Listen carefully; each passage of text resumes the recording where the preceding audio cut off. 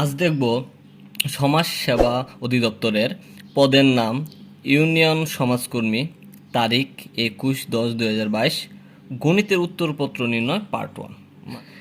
Number 1, x - y = 2 এবং x y = 24 হলে x + y whole square equal কত?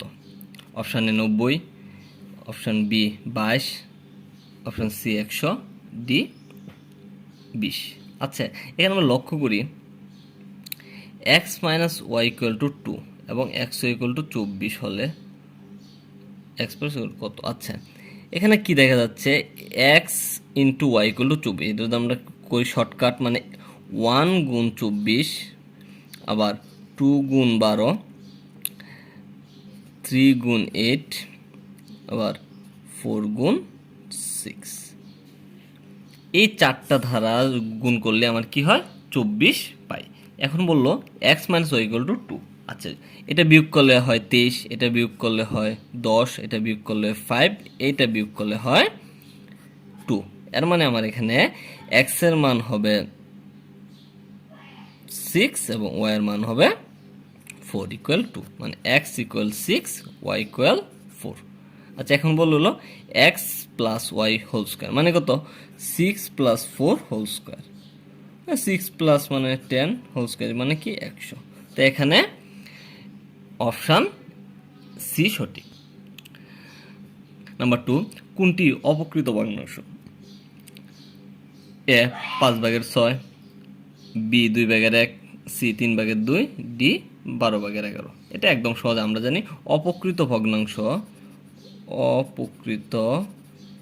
ভগ্নাংশ মানে হলো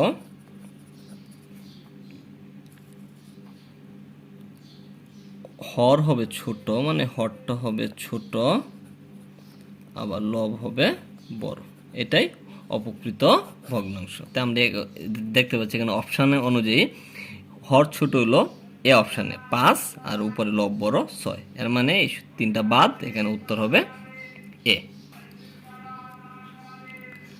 আচ্ছা, 3, কোনটি বড়? এ 0.05, বি 0.5, সি 0.25, ডি 0.55। আচ্ছা, আমরা এটা লিখতে পারি অপশন এ যেটা, এটা লেখা যায় 100/5। আচ্ছা, অপশন বিটা লেখা যায় 100/50। আচ্ছা, কারণ 50 মানে এখানে 0, মানে 0 পরে আমি একটা 0 ধরে নিলাম। আচ্ছা, এখানে লেখা যায় 100/25, এটা আমরা এমনি পারি। এখানে লেখা যায় 100/550। এখন আমরা জানি যদি হরগুলো সমান হয়, তাহলে লব যেটা বড় সেটাই বড়।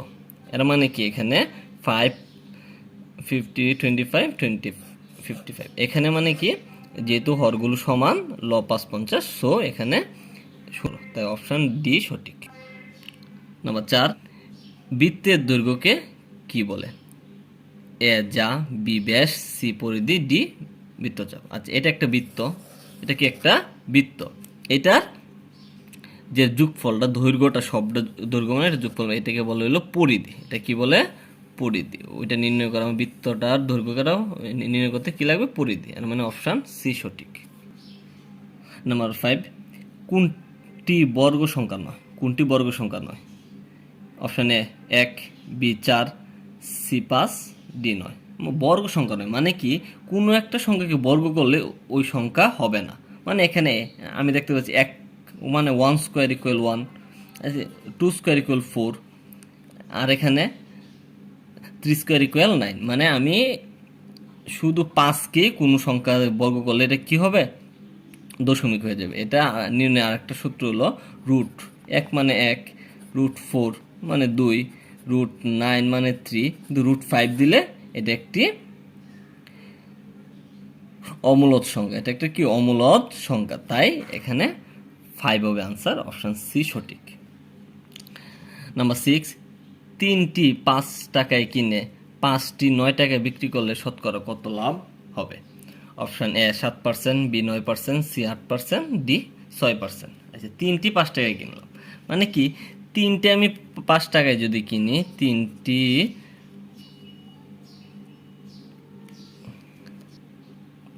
3টির মূল্য 5 টাকা হলে একটির মূল্য 3/5 টাকা।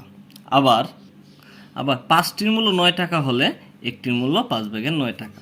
সুতরাং আমার লাভ হবে, সুতরাং লাভ ইকুয়াল বিক্রয় মূল্য বিয়োগ ক্রয় মূল্য। এখানে কি লসাগু 15, 5 ভাগ করলে 3, 3 নং 27, এখানে ভাগ করলে 5, 5 5 25, মানে 15/2। এর মানে আমার ক্রয় মূল্য ছিল 3/5, মানে 3/5 টাকায় লাভ হয় 15/2।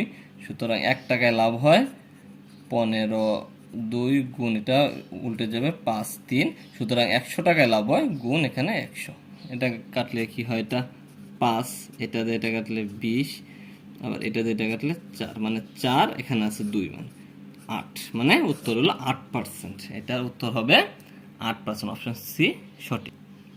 ধন্যবাদ ভিডিওটি দেখার জন্য। আর এটা পার্ট 2 আসতেছে।